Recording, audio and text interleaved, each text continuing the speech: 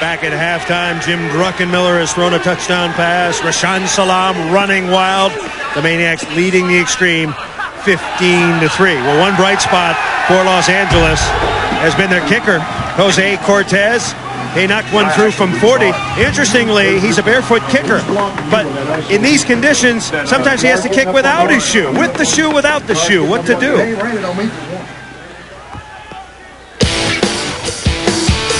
The whole XFL experience just started when I was on the roof back in Corvallis. I was working as a roofer for my fiance's uncle. You work for like 12 hours a day, basically. And I mean, it's good money, you know, but I'd rather be playing football than being on the roof.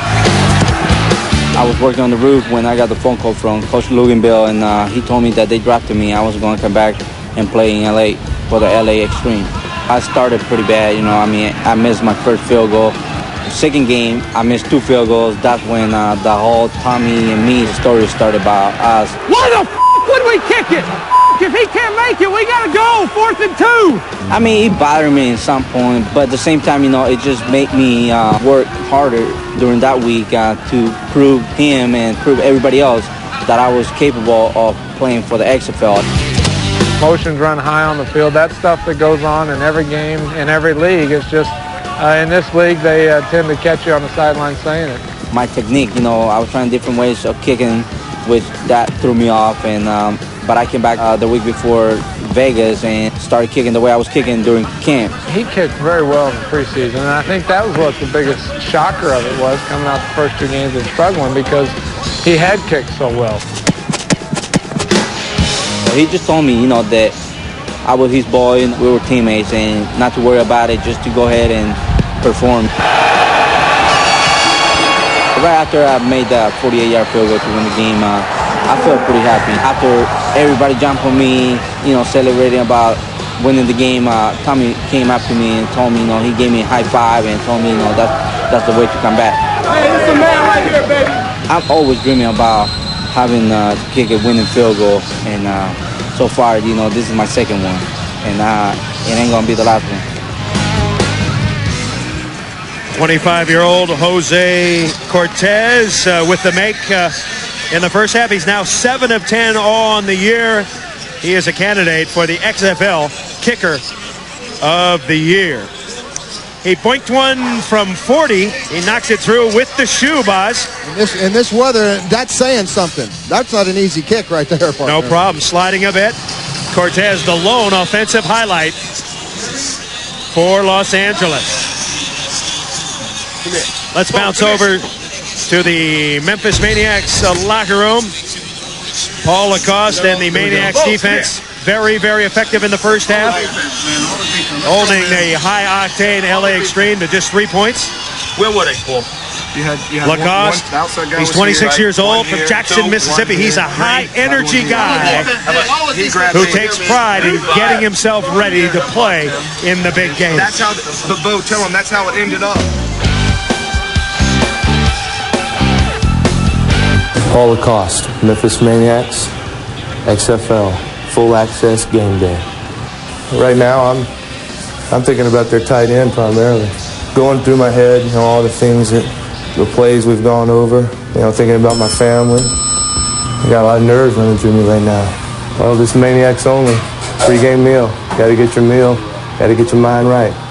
Got to X y'all out on that one. It's time to call my girlfriend and tell her I love her that one last time, and then it's time to play ball. That's when the switch turns, right then, right there. Say hello. Okay, I love you. Bye. I do say this, you got to have a little something wrong with you to play this game. I may wear number 52, but I don't think I have 52 cards in my day.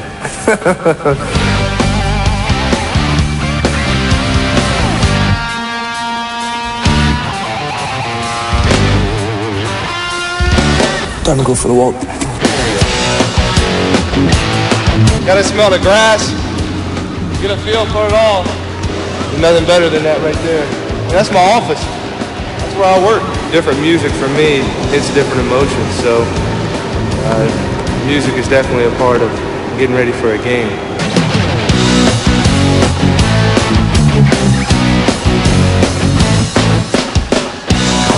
access.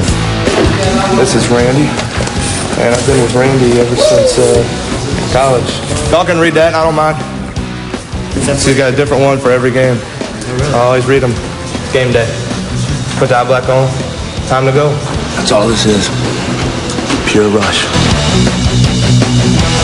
I enjoyed it. Welcome to XFL, baby. Paul Lacoste, certainly one of the characters in the XFL. Keep it going. We gotta finish. All right, we down. A good first half. Let's keep it going now. Let's keep it going. And definitely keeping it going. 15-3.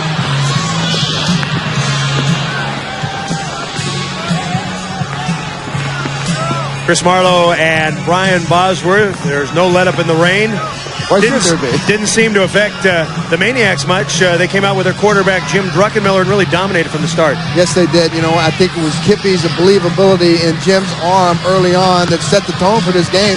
Jim's been able to connect deep with his passes, and Rashaan Salam has been phenomenal in opening those holes and finding a way to get down into the end zone. And, of course, if you're talking about Los Angeles, they have played very bad today in some crummy weather. But next week, it is going to be a whole different can of worms when the Hitmen are at home against Los Angeles. It's going to be snowing, perhaps raining, perhaps very, very cold, and it's going to be a big challenge. And, of course, the bout we want to see is Jesse Ventura and Rusty Tillman, announcer and coach. Who would win in a battle like that? I guess Jesse would have the advantage. Well, in Rusty's younger days, no question Rusty would go ahead and take Jesse. Oh, you really think so? Yeah, I think so, because Rusty's a fiery guy, and he knows how to play dirty. Yeah. But now, I think Jesse still has those deep wrestler qualities, and I think he's been learning the DDT and the smackdown from the boys in the WWF, so I think he would have the advantage. So you're saying Jesse Ventura is cleaner. He wouldn't do anything dirty.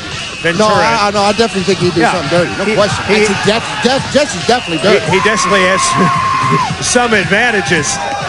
All right, let's take a look at some of the highlights that we've accumulated. Jim Druckenmiller, right at the start, showing his mobility and accuracy. Getting the touchdown, the short one. And then the Memphis defense rising up and sacking Tommy Maddox. They take him down. Memphis's defense has played well all year, and then Salam finds a hole that you could drive a truck through it, even in this rain. And he's had a field day, and so has Kippy. And here's the most exciting interception I've seen in many years. Shaka Khan comes down with a rock. Shaka Khan just changed his name again, Boz. So the Maniacs locker room, the quiet confidence of a winning team. The question is, can they close it? And that's been the problem for Memphis this year. They've been outscored horribly in the second half, and the Xtreme have played very well in the second half. So this second half is going to be very exciting, and, you know, nothing better than the Maniacs going ahead and winning this game and going back to Memphis next week, which makes the showdown next week exciting. The ground crew continues to work on the field with the squeegees. Okay, Al Luganville has just talked to his team just moments ago. Here's what he said to his ball club. There's a lot of football to be played in this sucker.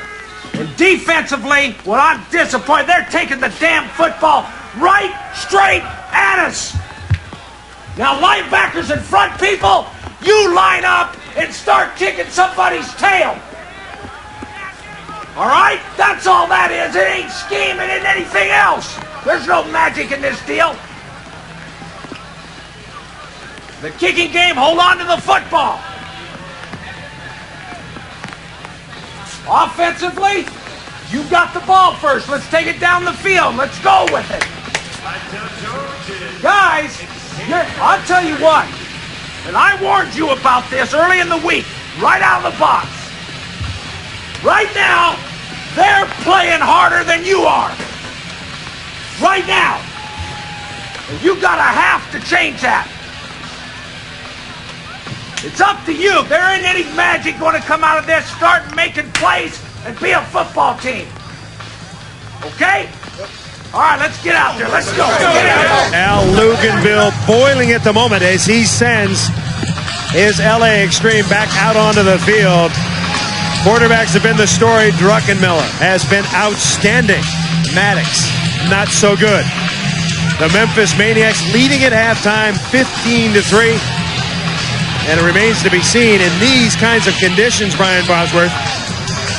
Can the LA Xtreme come back? What kind of an effort will it take? Well, I don't think that they have that big a mountain to climb here. They're only down 12 points, and that's only 2 touchdowns. I tell you what, they have played exceptionally well in the second half, and Memphis has given a lot of points up in the second half. Maniacs, you look first half, very, very good, Boz. Second half, not so good.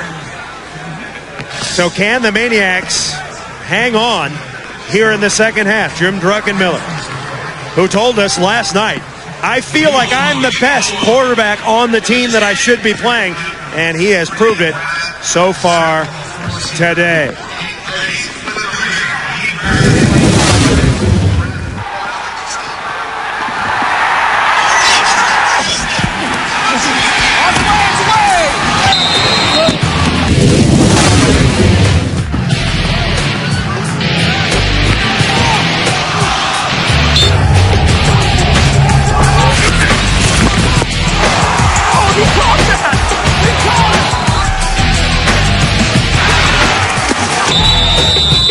Delay game. Number 14 offense. Penalties 5 yards. 4th down. Teams are back out onto the field. Jim Druckenmiller getting loose. First-round draft choice of the 49ers in '97. Everybody said he's the heir apparent to Steve Young, Boz, but only got a chance to play and start. He played in 4 games, but he only started 1. I don't know if that's much of a chance in the NFL. It's not. You know what? He got caught up in that politics thing there in San Francisco with Carmen Policy on his way out and Bill Walsh coming in. That whole thing was a mess, a fiasco. Then he got stuck down in Miami with Jimmy Johnson's on his way out. And he got Dave Ronstadt trying to figure out who he wants. And, it hasn't worked out for Jim. And Jim needs an opportunity, and he's taking this opportunity on probably the worst day you can give a guy an opportunity, and he's really coming through today. I tell you what, I'm proud of the guy for standing up there, taking a shot, and delivering some big blows. Big hands, a big arm, and he has played well in the rain. Oh, he dropped that one. Yikes. He needs to get his hands a little bit further up the crack of the center. You think that's a key? I think it couldn't hurt. I don't want to stick my hands anywhere near that crack, but you know what? If that's what it takes to get that big black ball in your hand and hold it, that's what you got to do, because bottom line, this is the biggest game so far this season for the Memphis Maniacs. They have got to win this football game today. Once again, Memphis 1-2. Las Vegas has already gone to 3-1.